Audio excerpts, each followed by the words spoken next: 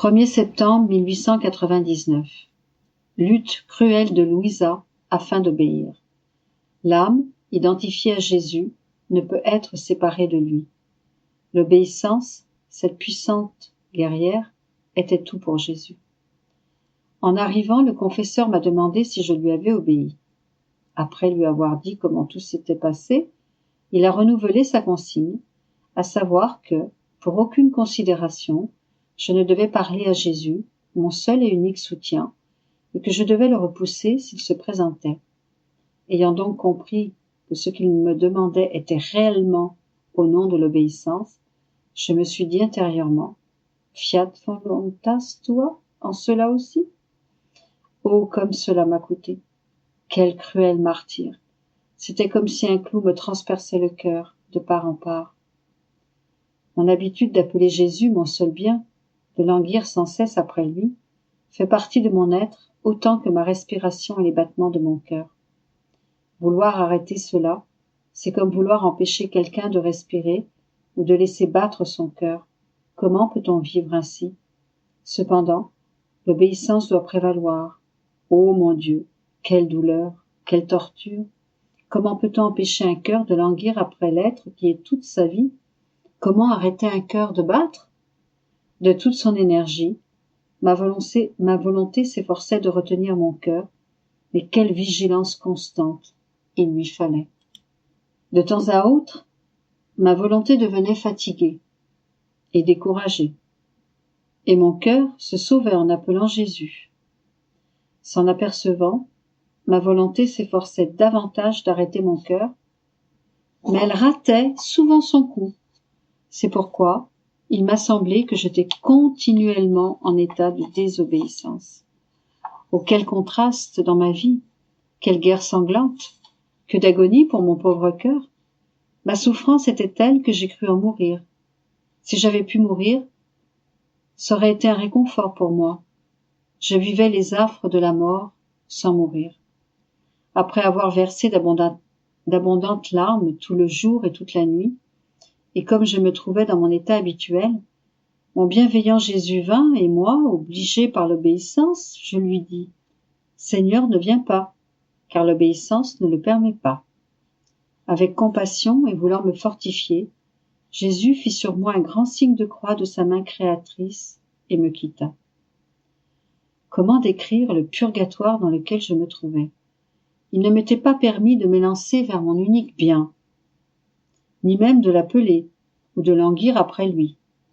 Ah, les bienheureuses âmes du purgatoire peuvent au moins l'appeler, s'élancer, crier leur détresse à leur tout bien-aimé. Il leur est seulement défendu de le posséder, tandis que moi, je suis également privé de ces consolations. Je ne fis que pleurer la nuit entière. Ma faible nature n'en pouvait plus. L'adorable Jésus vint, et comme il semblait vouloir me parler, je lui ai aussitôt dit « Ma chère vie, je ne peux pas te parler, je t'en prie, ne viens pas, car l'obéissance ne le permet pas. Si tu veux faire connaître ta volonté, va le voir. » Pendant que je parlais, j'aperçus le confesseur. S'approchant de lui, Jésus lui dit « Cela est impossible pour mes âmes. Je les maintiens tellement immergées en moi, afin que nous ne formions qu'une seule substance, que ça devient impossible de nous distinguer l'un de l'autre. C'est comme lorsque deux substances sont mélangées. Elles se transfusent l'une dans l'autre. Et si on veut ensuite les séparer, cela est impossible. De même, c'est impossible de séparer mes âmes de moi. Ayant dit cela, il disparut, et je suis restée avec ma peine, encore plus grande qu'avant. Mon cœur battait si fort que j'ai senti craquer ma poitrine. Après, je ne saurais expliquer comment, je me suis trouvée hors de mon corps, et oubliant l'ordre reçu, je me suis promenée à travers la voûte des cieux en pleurant, en criant et en cherchant mon doux Jésus.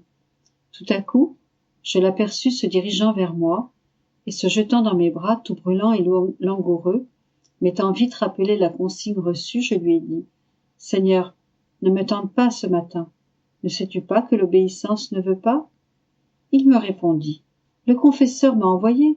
Voilà pourquoi je suis venu. » Je repris « Ce n'est pas vrai. Serais-tu un démon venant pour me tromper et me faire manquer à l'obéissance ?» Il poursuivit, je ne suis pas un démon. Je dis, si tu n'es pas un démon, faisons ensemble le signe de la croix.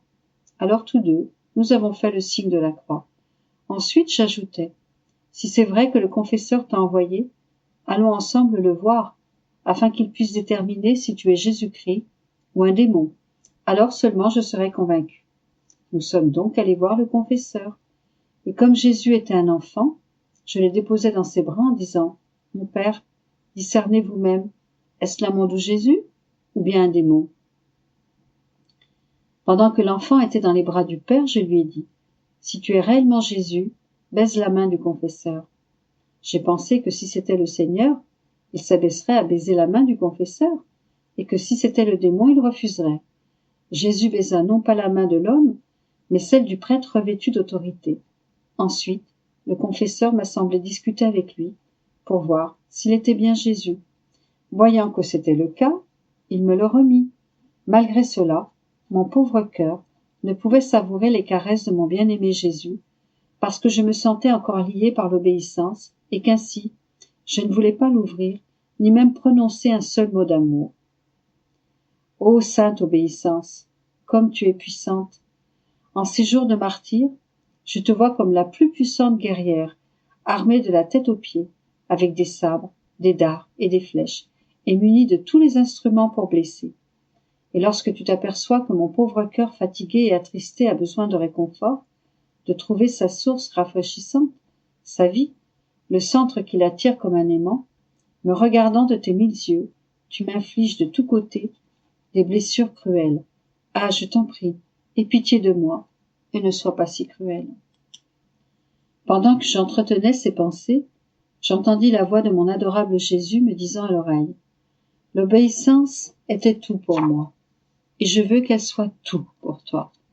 C'est l'obéissance qui m'a fait naître, et c'est elle qui m'a fait mourir. Les blessures que je porte sur mon corps sont toutes des blessures et des marques que l'obéissance m'a infligées. Tu as raison de dire qu'elle est comme la plus puissante guerrière, armée de toutes sortes d'armes pour blesser. En fait, elle ne m'a pas laissé une seule goutte de mon sang. Elle a déchiré ma chair en pièces. Elle a disloqué mes os, pendant que mon pauvre cœur, épuisé et sanglant, cherchait quelqu'un de compatissant pour le consoler. Agissant comme le plus cruel des tyrans, l'obéissance ne fut satisfaite qu'après m'avoir sacrifié sur la croix et m'avoir vu rendre mon dernier souffle comme victime d'amour. Et pourquoi cela? Parce que le rôle de cette très puissante guerrière est de sacrifier les âmes. Elle ne s'occupe qu'à faire la guerre féroce contre les âmes qui ne se sacrifient pas entièrement. Ça lui est égal qu'une âme souffre ou pas, qu'elle vive ou meure. Elle vise uniquement à gagner, ne s'occupant de rien d'autre. C'est pourquoi on la nomme victoire, car elle conduit à toutes les victoires. Lorsque l'âme semble mourir, c'est alors que commence sa vraie vie. À quelle grandeur de l'obéissance ne m'a-t-elle pas conduit? Par elle, j'ai vaincu la mort, j'ai écrasé l'enfer, j'ai libéré l'homme de ses chaînes, j'ai ouvert le ciel, et comme un roi victorieux, j'ai pris possession de mon royaume, non seulement pour moi, mais pour tous mes enfants, ayant bénéficié de ma rédemption. Ah oui, c'est vrai qu'elle m'a coûté la vie, mais le mot obéissance résonne comme une douce musique à mon oreille, et c'est pourquoi j'aime tellement les âmes obéissantes. Je reprends maintenant mon récit là où je l'avais laissé. Au bout d'un certain temps, le confesseur est venu, et après lui avoir transmis les paroles dites plus haut, il a maintenu sa consigne, c'est-à-dire que je dois continuer à agir de la même façon avec Jésus. Je lui ai dit, Père, permettez-moi au moins de laisser mon cœur libre de dire à Jésus quand il viendra. Ne viens pas, car nous ne pouvons pas nous parler. Le confesseur m'a répondu. Fais ce que tu peux pour l'en empêcher. Si tu ne peux pas, laisse-le libre.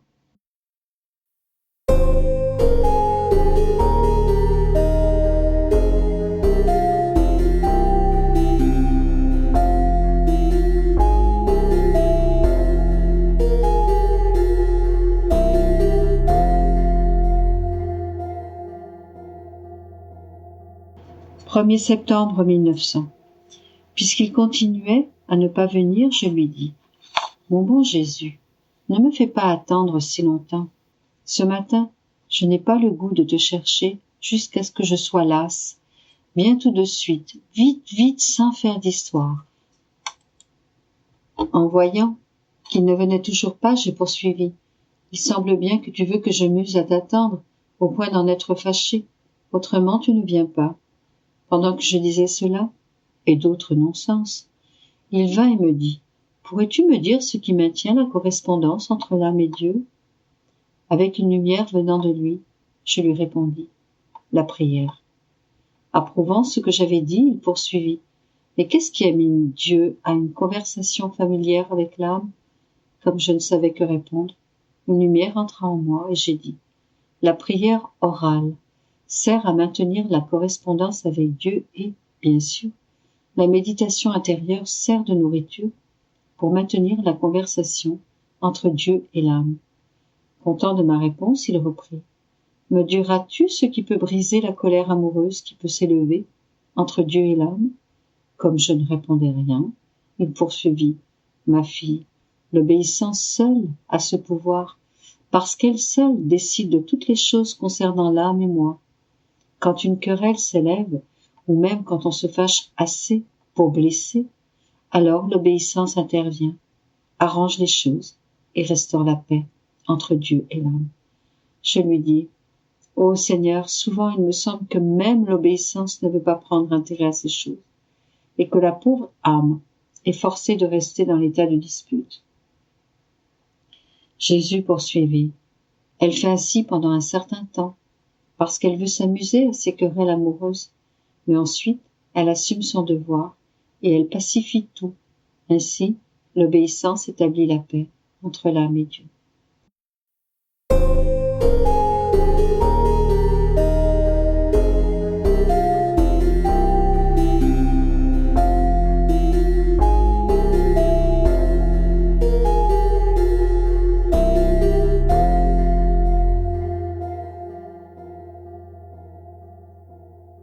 « 1er septembre 1922.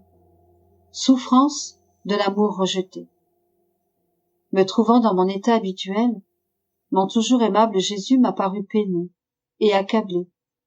Ce qui l'étouffait le plus, c'étaient les flammes de son amour qui débordaient de son cœur. Mais elles étaient forcées de se replier à cause de l'ingratitude humaine. Oh, comme son sacré cœur suffoquait et s'étouffait dans ses propres flammes. Il me demanda de le réconforter et me dit, « Ma fille, soulage-moi, parce que je n'en peux plus. Mes propres flammes me dévorent. Laisse-moi dilater ton cœur pour que j'y place mon amour et la peine de mon amour rejeté. Ah, la souffrance de mon amour excède toutes mes autres souffrances ensemble. » Pendant qu'il me disait cela, il mit sa bouche sur mon cœur et souffla vigoureusement, de telle sorte que j'ai senti mon cœur se dilater. Après, il le toucha de ses mains, comme s'il voulait l'agrandir encore plus, et il souffla de nouveau. J'ai senti que mon cœur allait exploser, mais Jésus continuait de souffler. Il le remplit complètement et le ferma de ses mains comme s'il le scellait de telle manière qu'il n'y avait aucun espoir que je sois soulagée. Il me dit, « Fille de mon cœur, j'ai voulu sceller en toi mon amour et mes peines, afin que tu puisses expérimenter combien est terrible la peine de l'amour refoulé, de l'amour rejeté. Ma fille, sois patiente, tu vas souffrir davantage. C'est la souffrance la plus pénible. Mais c'est ton Jésus, ta vie, qui veut ce soulagement de toi. Seul Jésus sait ce que j'ai alors souffert. Après que pendant toute la journée, je m'étais sentie comme si j'allais mourir, mon doux Jésus revint et voulut continuer de souffler dans mon cœur. Je lui ai dit, « Jésus, je ne peux plus l'endurer, je ne peux plus garder ce que j'ai. Pourquoi veux-tu m'en donner encore ?» Et lui, me prenant dans ses bras pour me donner de la force, me dit, « Ma fille, prends courage, laisse-moi continuer, c'est nécessaire. Si ce n'était pas nécessaire, je ne t'imposerais pas cette souffrance. Le mal est devenu si prononcé qu'il est nécessaire que tu souffres mes âpres afflictions, comme si je vivais sur la terre.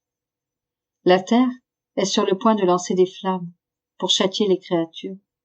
En effet, mon amour accourt pour les couvrir de grâce, mais, étant rejeté, il est transformé en feu pour les châtier.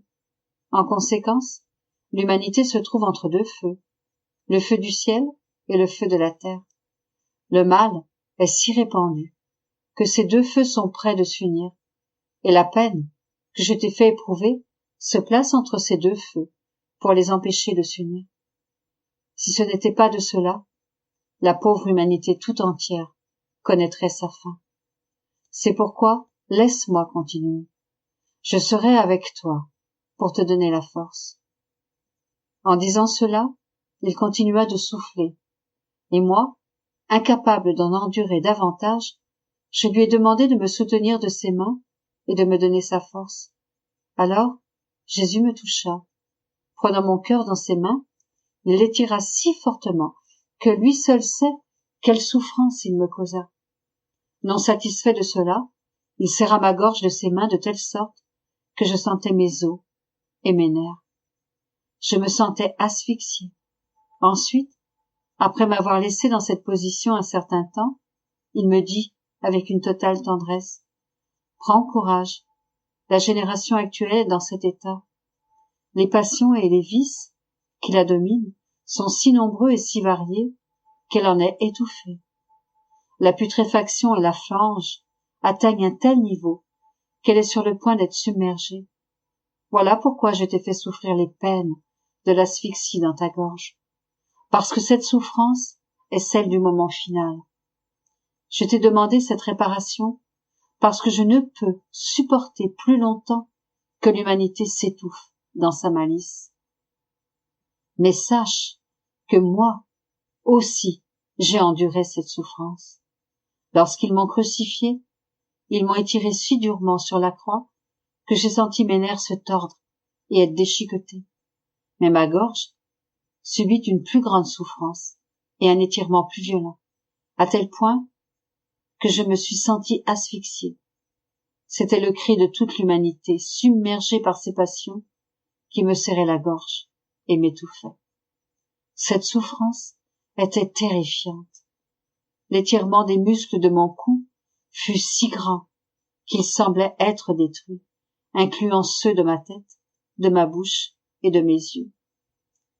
Le degré de la tension était tel que le moindre mouvement me donnait une douleur mortelle. Par moments, je restais immobile.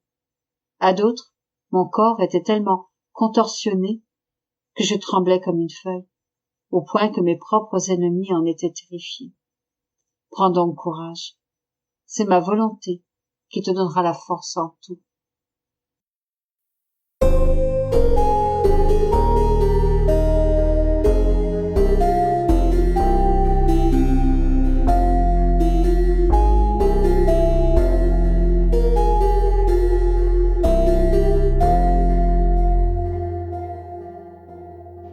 Septembre 1907.